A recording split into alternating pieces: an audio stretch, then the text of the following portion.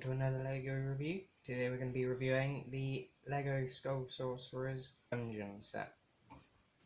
This comes with 8 minifigures, 2 stands, and the main build for most of these sets for Season 13 of Ninjago. I was just finishing the review and then I realised that I forgot this. It's the same piece and build as before. It's good, works well, and so dice. Still don't know how to play the game, but I probably will learn. Looks quite fun. So here's a closer look at the minifigures. This set comes with Lloyd, Varnia, Zane, Cole, Goblin, Mert, a Skull Warrior, and the Skull Sorcerer, as well as his skull. Let's take a look at the first figures, which will be Lloyd. So the first figure we'll take a look at is Lloyd. This is the same version from the other set that I reviewed, Journey to the Skull Dungeons. Won't spend too long looking at him. Same printing.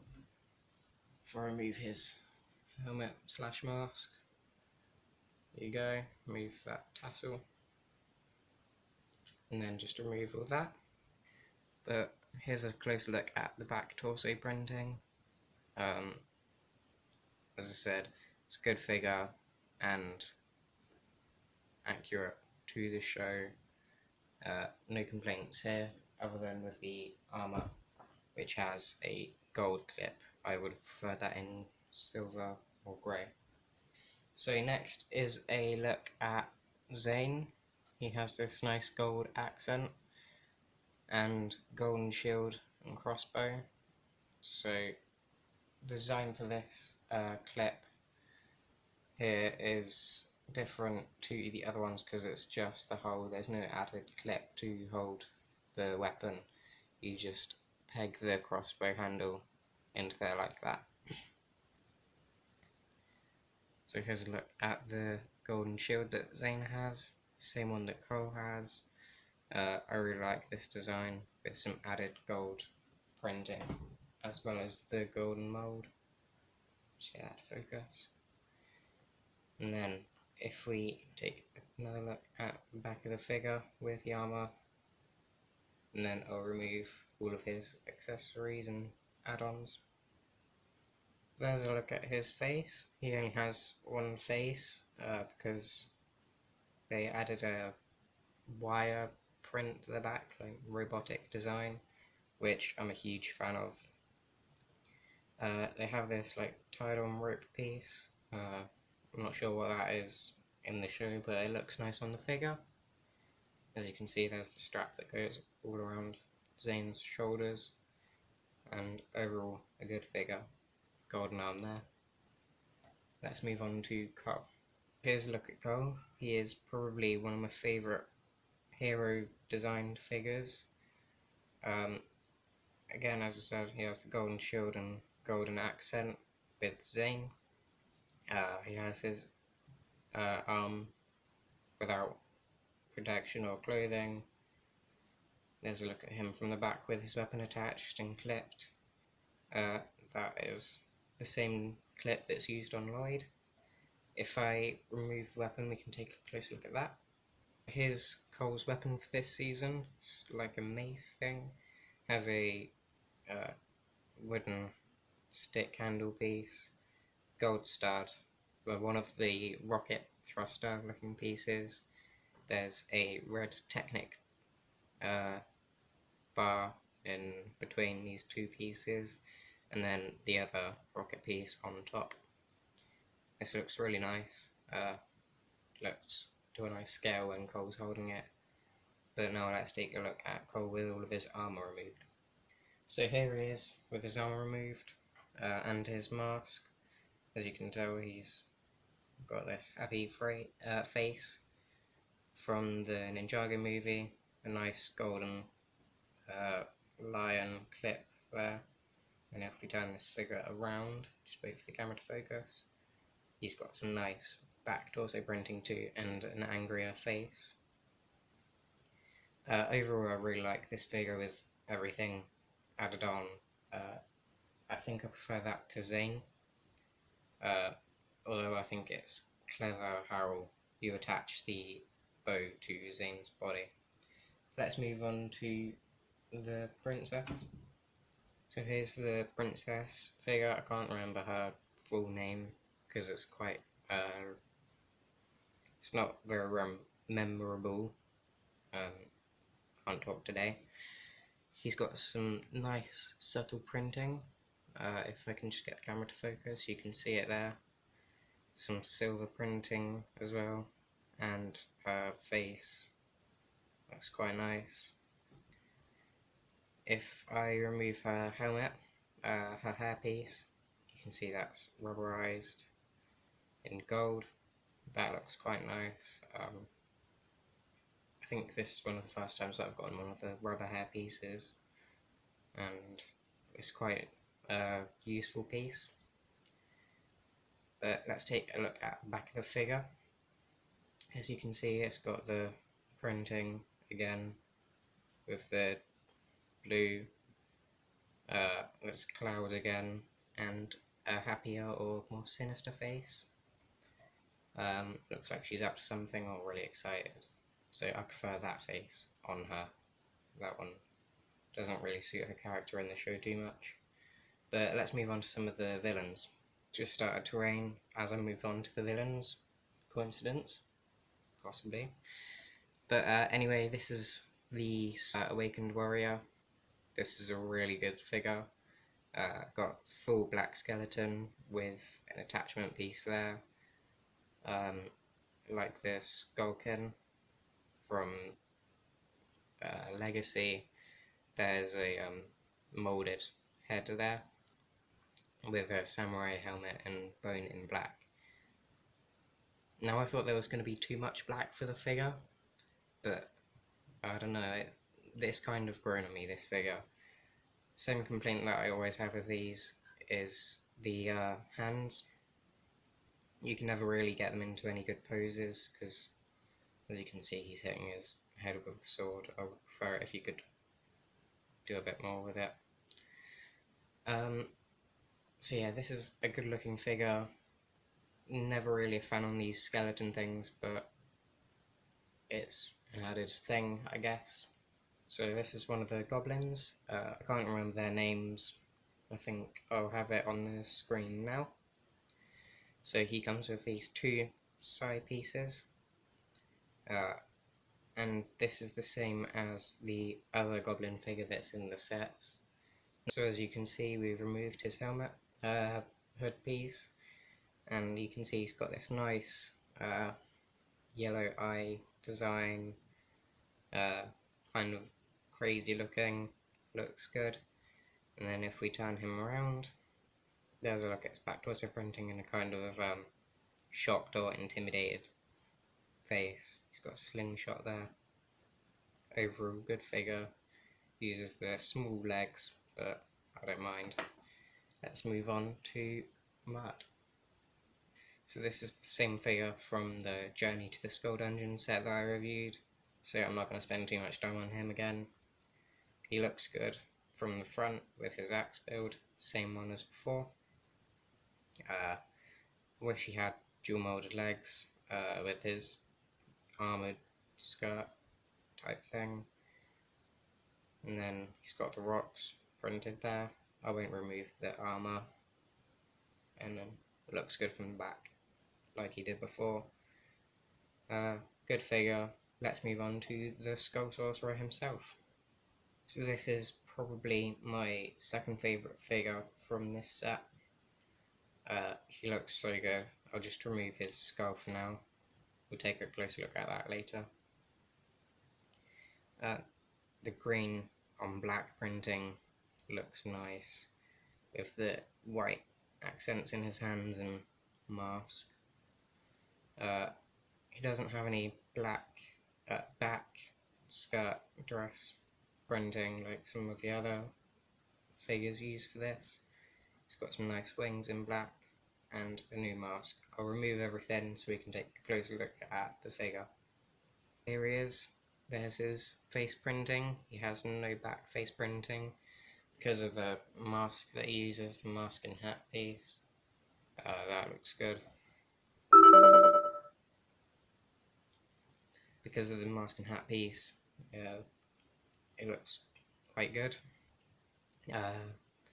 There's dual molded black eyes, and that's what it looks like on the inside.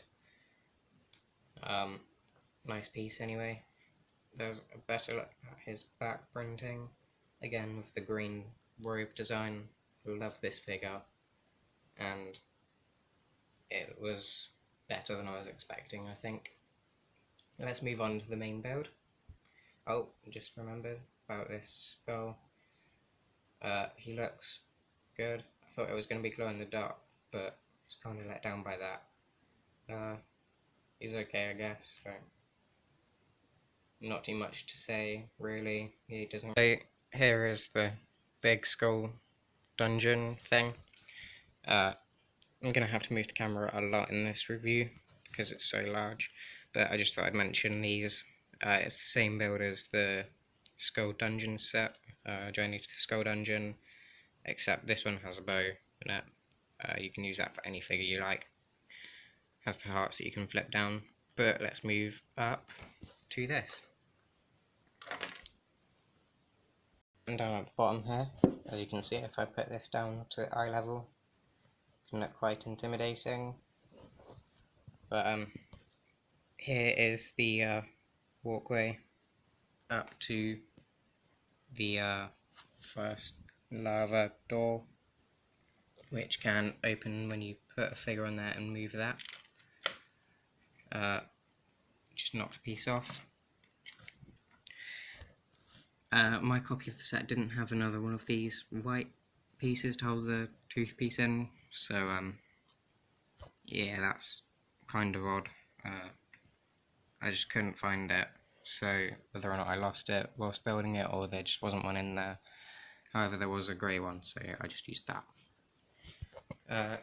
So I'll just show you that again with a minifigure there. Put them on there and then push it through, and they go through to the other side, and then close it back up. To the left of the door there's this glow-in-the-dark fish, which isn't glow-in-the-dark, but it looks like it should, with a stick going out of its mouth above a fire. I'm not sure if there was meant to be a flame piece there, but I don't think there was. However, it still looks quite nice as just an added detail.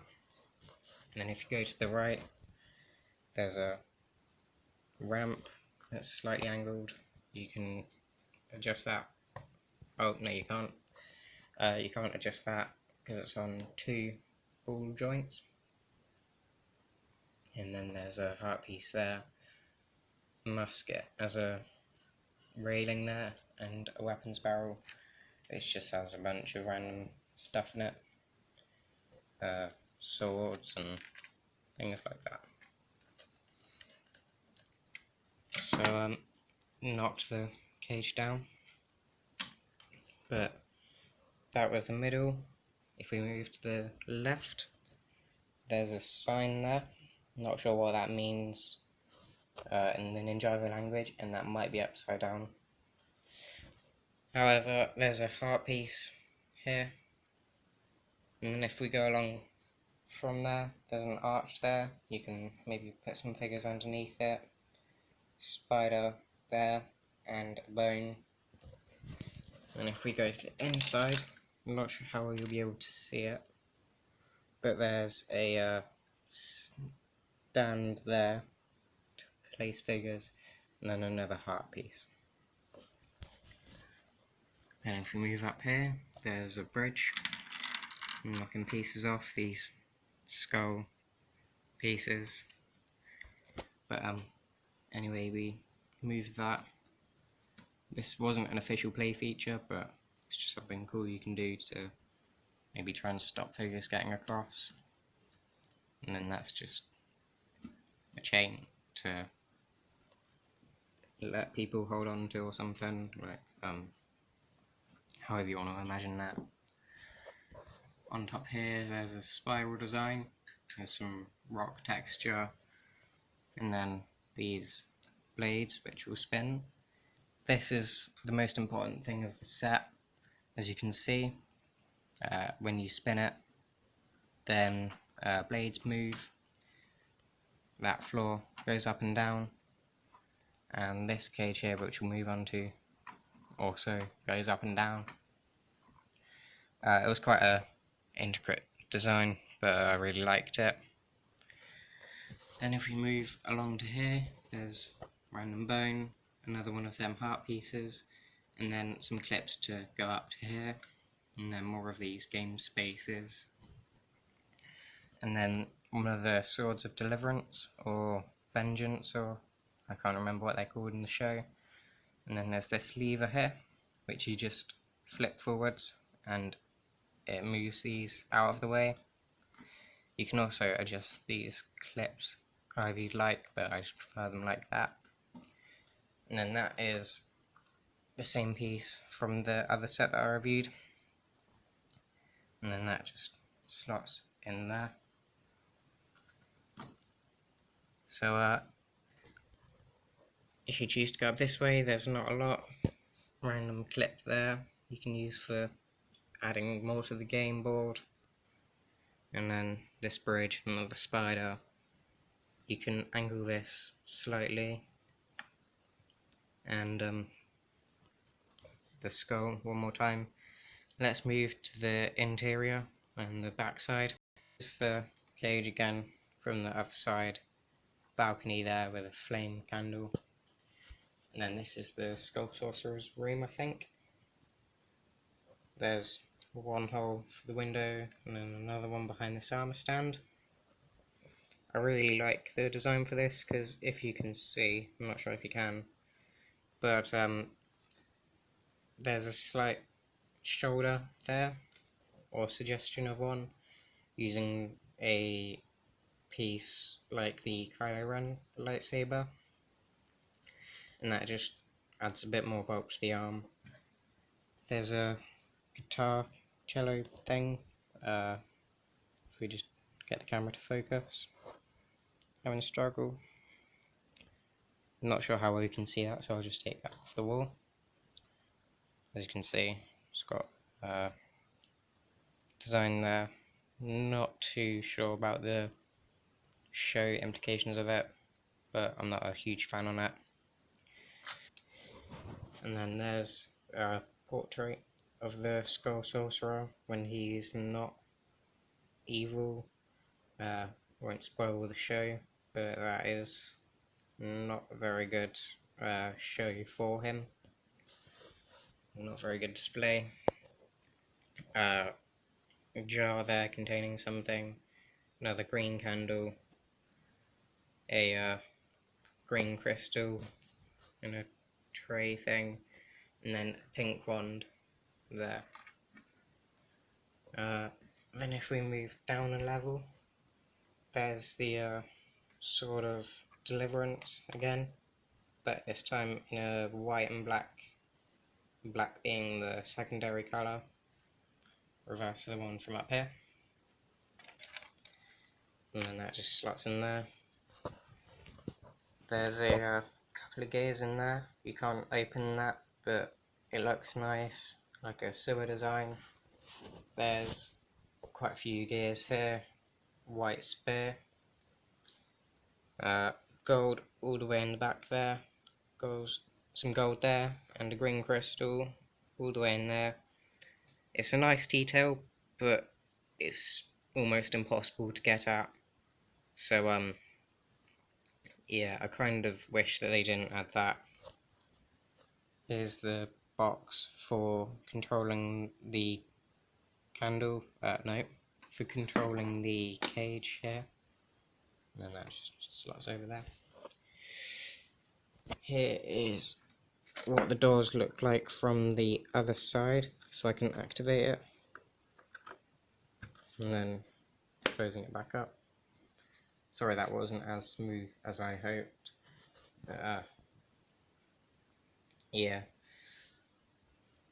Then there's these two boards, a bit plain from the back, and this is where the spinning blades are. And then there's this axe, which is a good reference to the show. I won't spoil anything too major.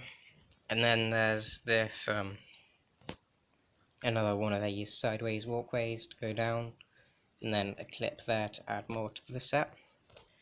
I'm gonna combine it with my other set that I got and reviewed for the Skull Dungeon, connect it all up, and I'll show you what part is good and what part is bad. So here it is with the Journey to the Skull Sorcerer's Dungeon set. This is from the other set, and then there's the original path that led round. Two cages here that are quite close to each other, and this one here kind of blocks the path. That's all I can really say. I didn't notice the clip here. I'm not sure if you can see that, getting some pretty dodgy camera angles. But there's a clip around there, and that's how that connects. And then the clip here connects to the path there. I wish there was a way to connect it around there more or something. It just feels odd having it all the way over there with no real way to get to it. It looks nice, adds quite a lot of detail. That isn't part of that set, I just added it there and lost one of the bones. But overall, it looks nice, all added together. I'll set up a small display and give you the final verdict. Here's a small display that I've set up, Skull Sorcerer up there, Cole going up the sides, and Lloyd going down the middle, Zane going off to the other set. This all looks quite good, especially put together with the other set. Looking forward to seeing what they all look like put together. I'm happy that it comes with both the Blade of Deliverance and Vengeance, or whatever they're called. Yeah, it's generally positive set. No complaints really, other than the Lloyd minifigure having the golden clip, and Vania's face looking odd on the other side. Yeah, it was nice how they connected the two sets. Again, bit of a weird connection there. But yeah, other than that, it was a really good, fun set to build, and I can imagine lots of kids wanting to play with this, and it also looks good as a display item. Thank you all for watching, and I'll see you next time. Bye!